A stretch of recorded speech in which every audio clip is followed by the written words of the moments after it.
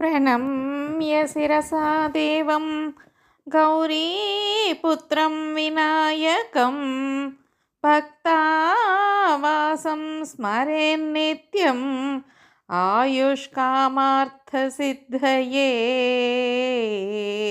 प्रथमं वक्रतुण्डं च एकदन्तं द्वितीयकं तृतीयं कृष्णपिङ्गाक्षं गजवक्त्रं चतुर्थकं लम्बोदरं पञ्चमं च षष्ठं विकटमेव च सप्तमं विघ्नराजं च धूम्रवर्णं तथाष्टमं नवमं बालचन्द्रं च दशमं तु विनायकम् एकादशं गणपतिं द्वादशं तु गजाननं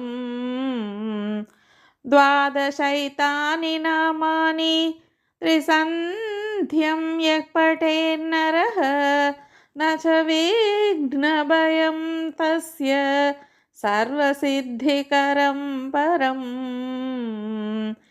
विद्यार्थी लभते विद्यां धनार्थी लभते धनं पुत्रार्थी लभते पुत्रान् मोक्षार्थी लभते गतिं जपेत् गणपतिस्तोत्रं षड्भिर्मासै बलं लभेत् संवत्सरेण सिद्धिं च लभते नात्र संशयः।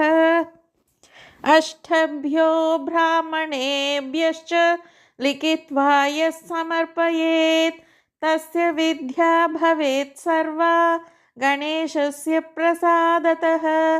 इति श्रीनारदपुराणे सङ्कटनाशनं नाम गणेशस्तोत्रं सम्पूर्णम्।